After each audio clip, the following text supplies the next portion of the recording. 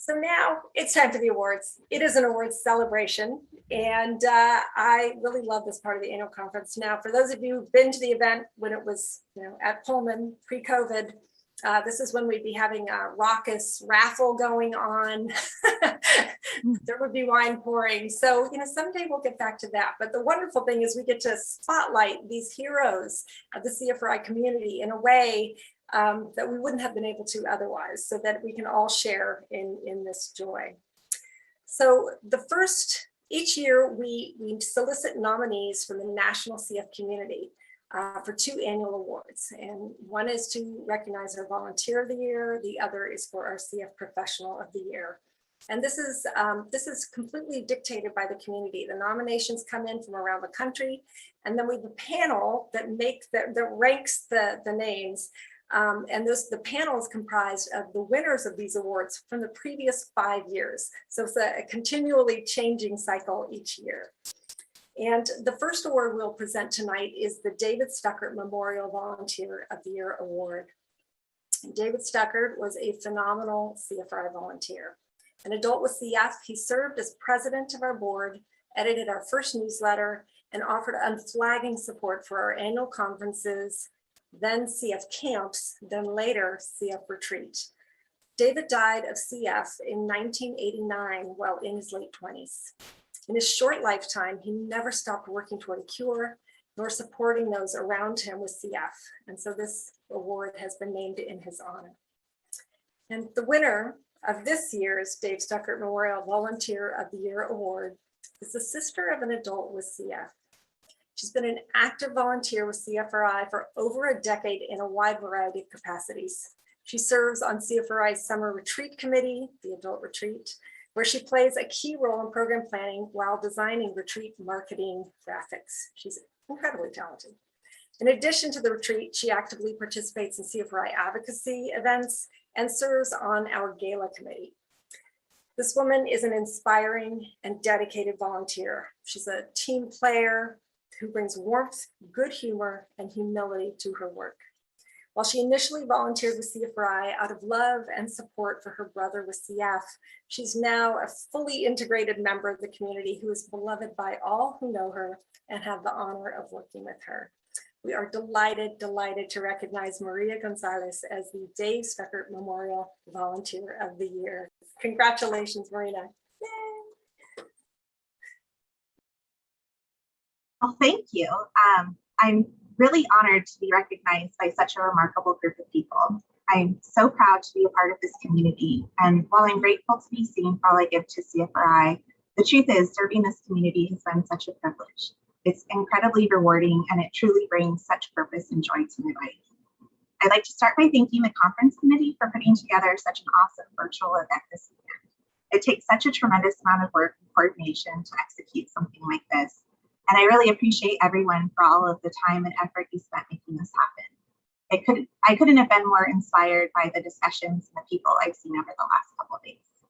I also want to thank and acknowledge Siri and the CFRI staff, the board of directors, and the founding members. We wouldn't be here today without all of you and your contributions that have made to shape and support this truly fantastic organization. I can't express enough how grateful I am to be surrounded by people like all of you who share my passion for research, education, and advocacy. Our beloved Mary Convento deserves my deepest gratitude. She is the reason I joined the retreat committee over a decade ago. I volunteered at my first retreat I attended, and everyone I met made me feel so welcomed, and it just had this really amazing vibe. I've never felt such a sense of belonging like that before. I knew immediately this was a very special place and something I wanted to be a part of. I didn't quite realize at the time how life-changing it would be for me, but it truly was. It gave me a safe space to be my authentic self. It introduced me to so many outstanding, amazing, caring, loving, and hilarious people that became my extended family. It gave me a support system, and most of all, something positive to look forward to each year. I think Gandhi once said the best way to find yourself is to lose yourself in the service of others. And this couldn't be more true. A special thanks to the retreat committee, Jessica, Devin, Todd, Sonia, Danny, Georgia, Brian, Rebecca, and former members Lisa and Anna, who are all extraordinary human beings. You take Zoom meetings to another level, and I love you all so much. From the bottom of my heart, I deeply thank all my CF friends for being uniquely you. I cherish each and every one of you. I'd also like to thank my mom for introducing me to CFRI and encouraging me to get involved. And most importantly, to my brother Thomas, who I love more than anyone in this world. He makes me want to work this hard, and he is the reason for everything I do. I'm grateful for having such loving, supportive friends and family that inspire me to be the best version of myself. And finally, to everyone here tonight, thank you all so very much. You're an essential part in helping find a cure for CF and enhancing the lives of our loved ones. I'll leave you with another one of my favorite quotes from the Mahatma Gandhi. Be the change you wish to see in the world. Thank you again. Marina, congratulations. That is so well deserved. And I just, the only thing that's breaking my heart is that you're not hearing the thunderous applause that I know is taking place in households across the country right now. You are loved, you are appreciated, you are respected. So congratulations. Take just a moment. Our next award is for our CF Professional of the Year. A career in CF poses unique demands. Despite incredible advances in research and treatment, it remains a field fraught with setbacks and its fair share of heartache.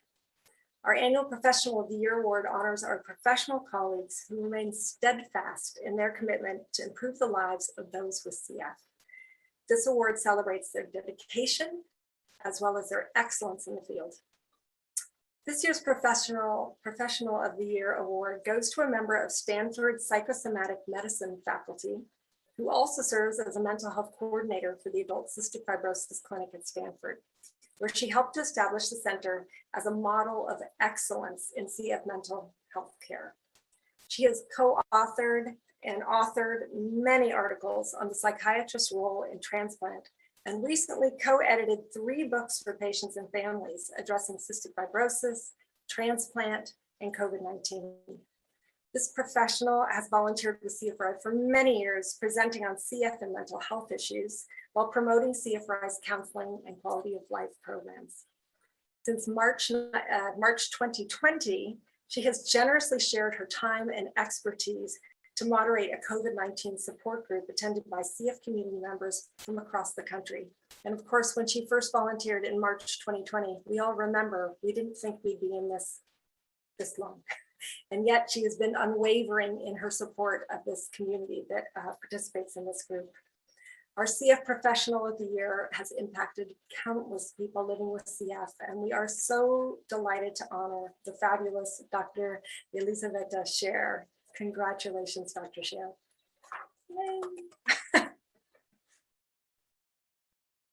Thank you so much. Thank you, Siri. I really, really appreciate this award. This is so meaningful for me, truly the most meaningful recognition coming, from the community. I sort of, in a way, I came into CF, but looking back, that journey was so organic and it totally made sense, right? I trained in psychiatry and then I did fellowship working with patients who have psychiatric symptoms and medical conditions. And then when I stayed at Stanford, I started working with a lung transplant team, and it sort of morphed into the social worker. Meg Borak invited me to come and work with CF team. And I did, and it was obviously a match made in heaven. So I want to say thank you so much, CFRI, for all the collaboration, all the support. It has been so incredible. I love referring my patients to therapists through your program. It's incredible. It's such an important tool. And I know that we've helped so many patients using the funds. I know that the groups, the COVID-19 group, but also, the other groups moderated by social workers that have been ongoing are such incredible opportunities for people with CF to connect as well as their families. And personally, for me, it has certainly been just an incredible experience. I felt so welcomed by the community, by the CF, by the families, by the other professionals. It's really an incredible community of inspiring individuals. And I have grown so much as a person, as a professional. I have learned so much. It's truly been such an honor. So thank you, thank you, CFRI. Thank you, people, and the community with CF, and everybody who supports, the community. And of course, I also want to thank my center at Stanford, I love working with everybody at Stanford, and developing the mental health program has been an incredible experience. So I look forward to continue to working with everybody. So, but thank you so much from the bottom of my heart.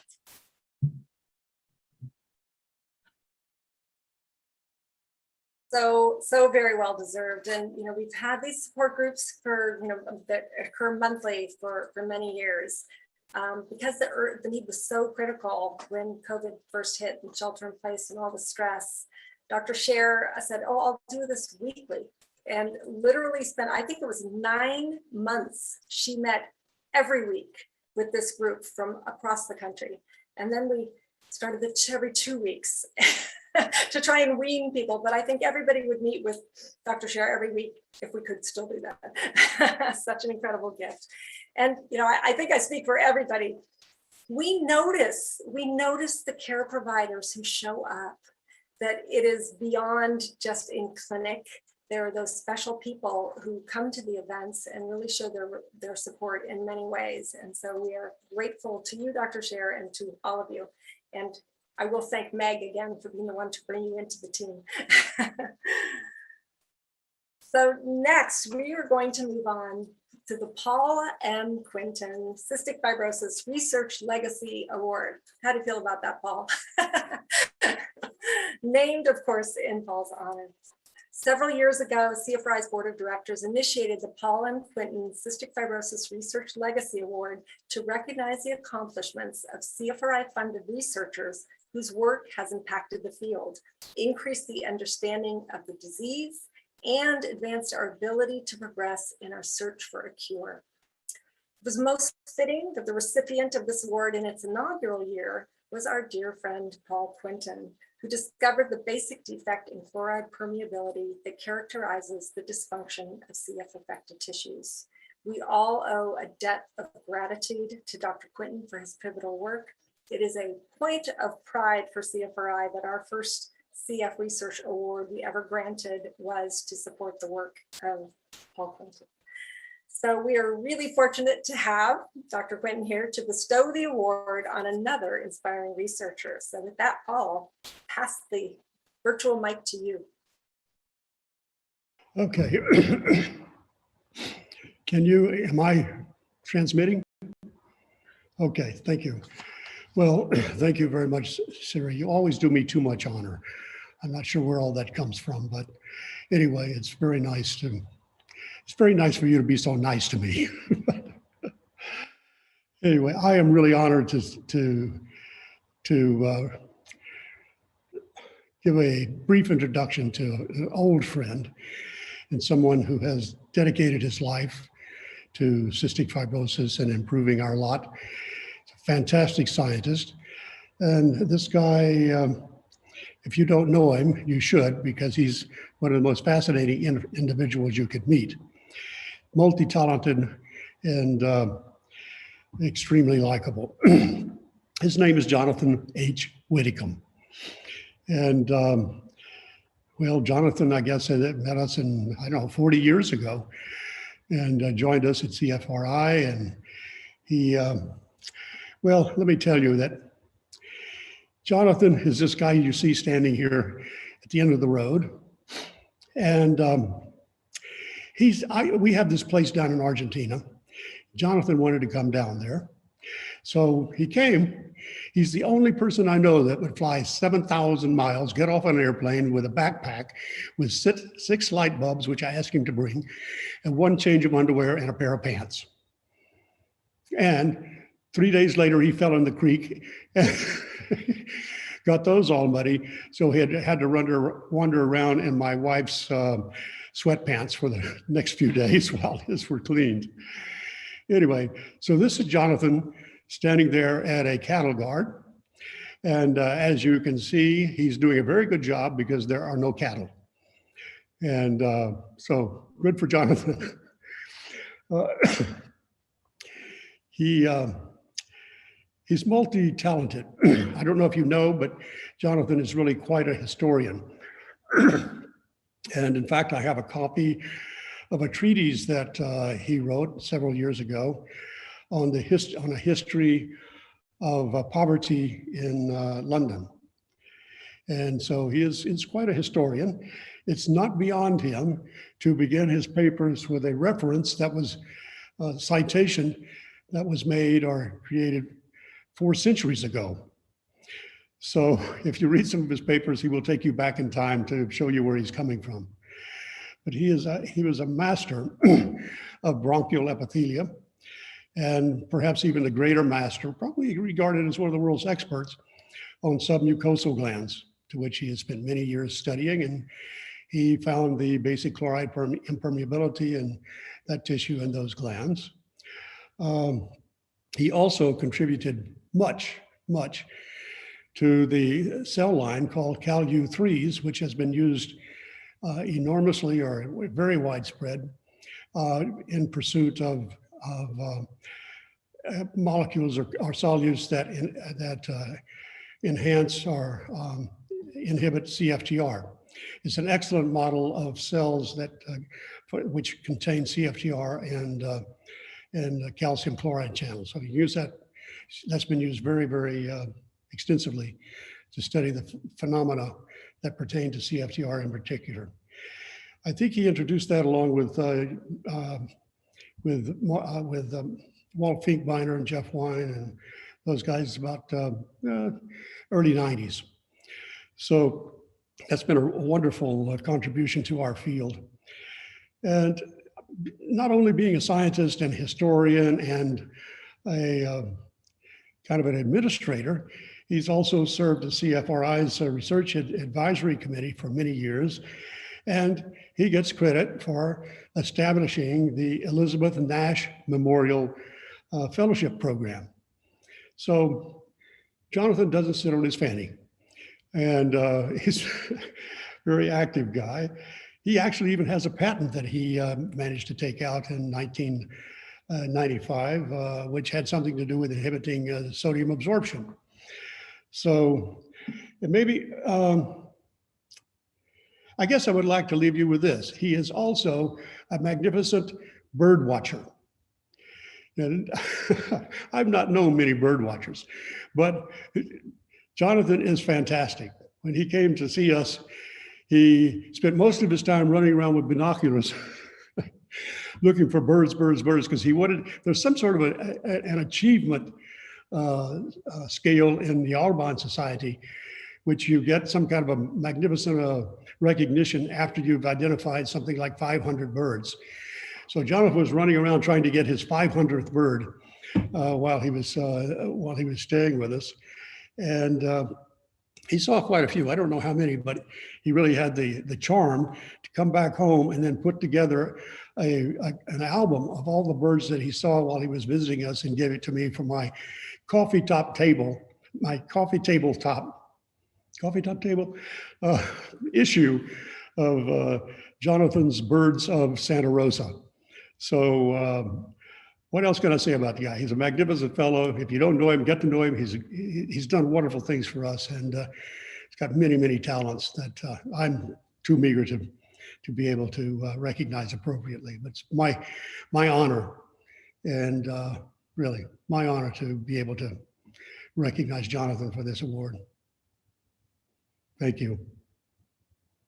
I'll Well, jump before I in. read it, I'd like to say how grateful I am for this honor that you're conferring on me. And I'm very happy to be amongst such distinguished company as Paul and Jeff and Beata and so on. So here we go. Here's the statement. Well, to be honest, I find all this a little embarrassing. I hate being the center of attention, but fortunately it rarely ever happens. And leaving aside the question of whether I deserve this award, I'm very happy to acknowledge the help that CFRI gave me when I was starting my research career on cystic fibrosis at UCSF in the early 1980s. Perhaps our most notable contribution, funded in part by CFRI, was the demonstration that cyclic AMP-dependent chloride secretion across human airway epithelium was absent in cystic fibrosis due to the lack of an apical membrane chloride conductance. This was some 5 years after Paul Quinton had shown a defect in chloride permeation in the sweat duct. The delay was because to study human airway epithelium, we had to develop decent cell cultures that retained the chloride secretion shown by the native tissue. These were actually the first such cultures. And the development of them was partly funded by CFRI. So, apart from taking your money, my other involvement in CFRI was to set up the Elizabeth Nass Research Fellowship Program, which I ran for about 10 years before Beata Illich took over. And I was always very proud of the fact that I had never awarded myself a fellow, but on reflection, I now realize that no one would have worked with me anyway. Okay, so one of the important features of the fellowship program was the regular research meetings at which the various fellows presented their results. For the old fogies like myself, these meetings were merely opportunities to socialize and to poke fun at one another. But I think the younger scientists just ignored us and then, as now, actually exchanged a great deal of useful information among themselves. So in summary, both because of funding important research and developing young researchers and providing a forum where they can exchange their ideas, I believe that CFRI is an admirable organization that has driven a great deal of valuable research on cystic fibrosis, particularly among researchers in the Bay Area. And I am truly grateful for their help to me and have much enjoyed my various interactions with them. That's it. I will add that his comments, nobody would want to work with him or what have you.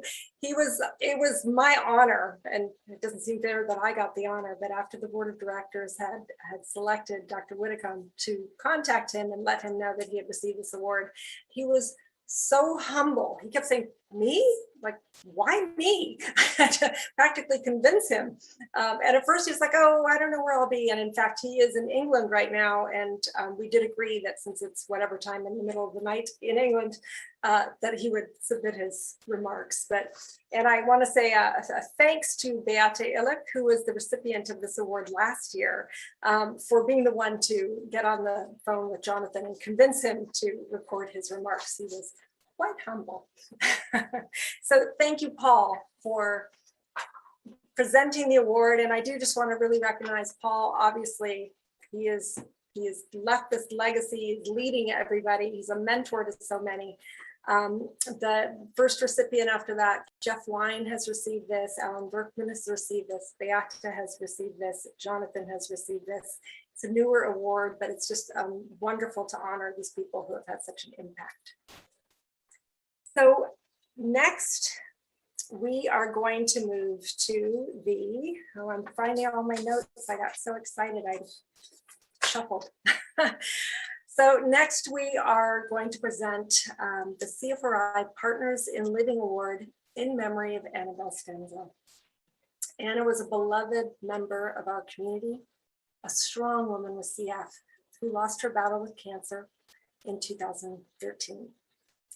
Anna became involved with CFRI in 1990 after moving with her twin sister, the fabulous Esta, to the San Francisco Bay Area to attend Stanford University.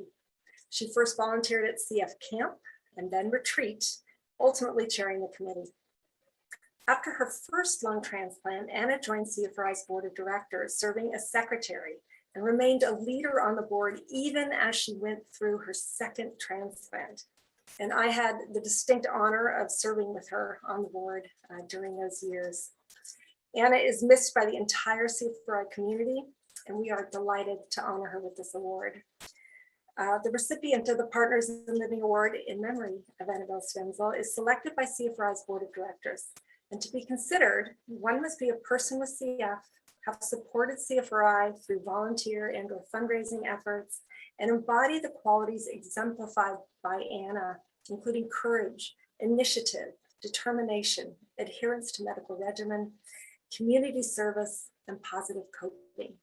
And now to present the award, I now will pass the mic to Isabel Stenzel Burns, Anabel's twin sister, to take the virtual mic.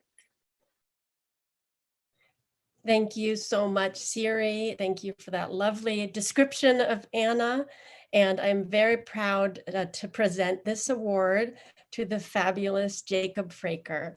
Now, I haven't actually met you, Jacob, but I'd love to share your story with our audience here.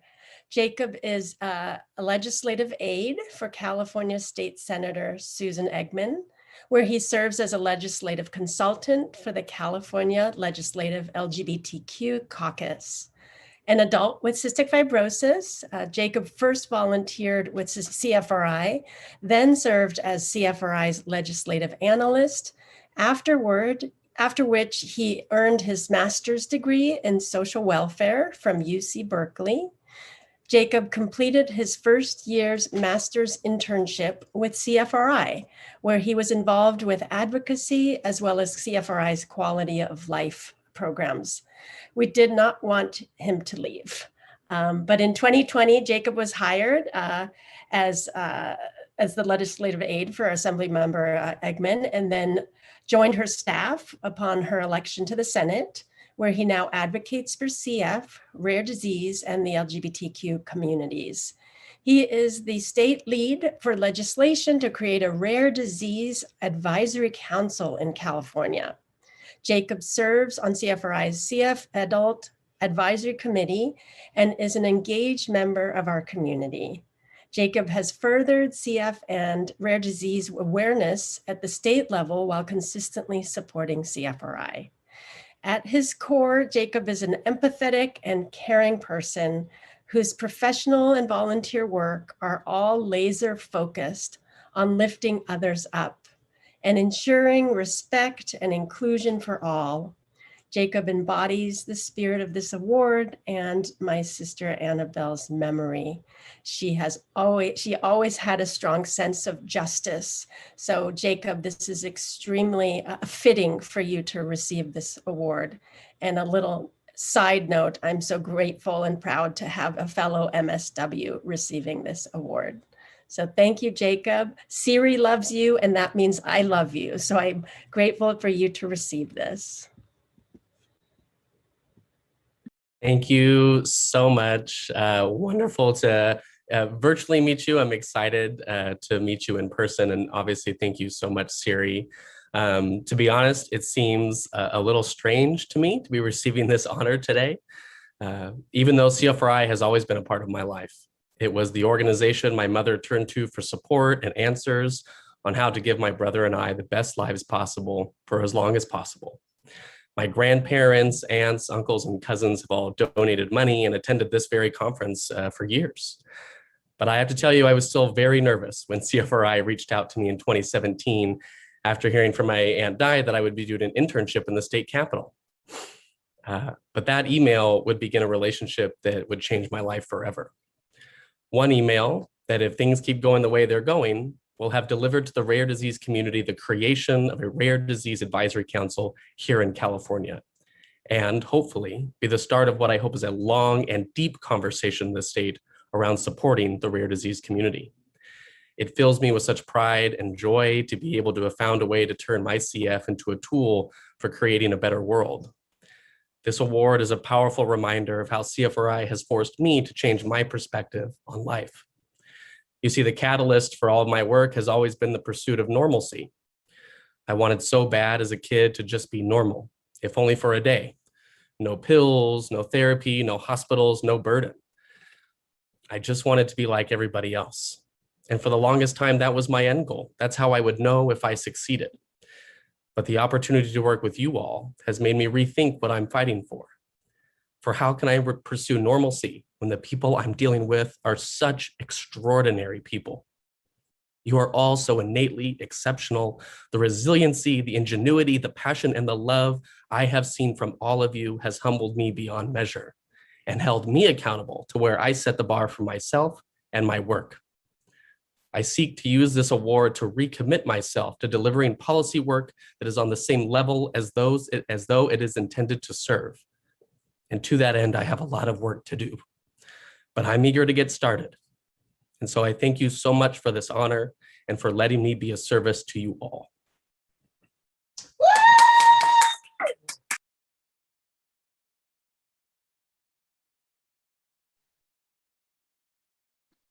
So well deserved. Congratulations, Jacob. And Isa, yes, fellow MSW, and not only that, from UC Berkeley, where I received mine. So it was a unique pleasure to be his MSW supervisor as he earned it. But really, Jacob, you have always, as you know, it was as I almost called you Anna, Isa, as Isa shared, that you were just laser focused on inclusion, on who's not at the table, who can we bring in, lifting people up, far beyond you, far beyond our CF community, the LGBTQ community. I mean, you are just a marriage of so many magical qualities, and we're really grateful and honored to give you this award. Congratulations. Thank you for your eloquent words as well. So I'm fumbling a little bit here, so I might keep you stay with me, Isa, because the next thing we are going to share, we have a unique treat for you, which is a choir, a very special choir by Singspire. And this is a project, and I'll find the piece in just a moment, but Isabel, if you want to share about your participation in this very, very unique choir. Yes, there are so many amazing organizations comprised of and created for and by the CF community, and Singspire is one of them. We learned about Singspire through the CF retreat. Ashley Balu, and I hope I'm saying her name correctly, has formed a group of vocal singers, vocal teachers, to help people with CF across the country learn how to sing. And what that really means is learn how to breathe, and learn how to breathe properly, because many of us never realized we don't know how to breathe properly. So she created 4 different virtual choirs. If you have ever seen Eric Whitaker's virtual choir on YouTube, ours is much, much smaller, but it's still just as powerful and moving. She invites children, teenagers, adults, anyone with CF to participate in learning how to sing. And Siri, we are grateful to present in collaboration with Singspire, the 4th virtual choir. So it's called Breathe Bravely.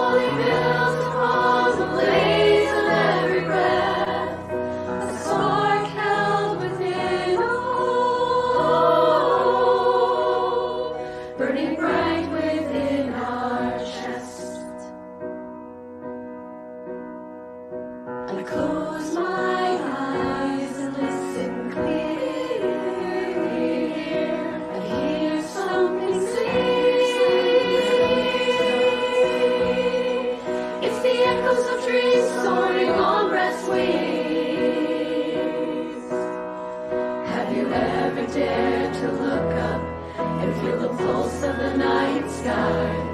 Have you ever held onto a breath to remind you you're alive? A dream is solely built upon the blaze of every breath. A spark held within a hole, set as the truth within our chest.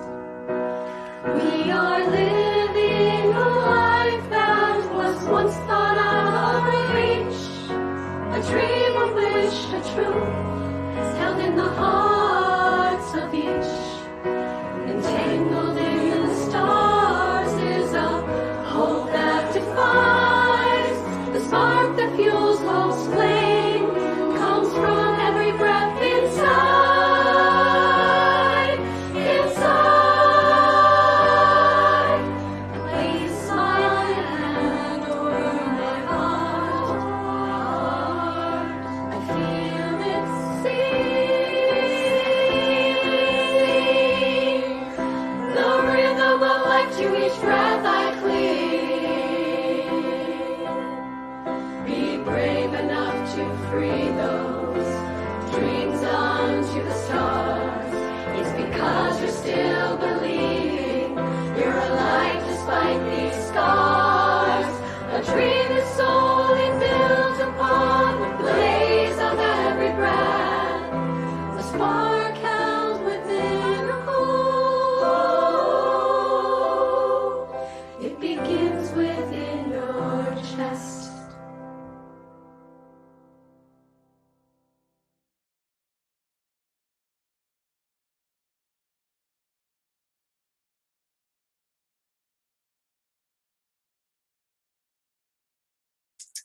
That was absolutely beautiful. And Isa, such a joy to see you and hear you in that video. And we're all about cross-promoting other wonderful organizations that are serving our CF community. And Ashley she herself has CF.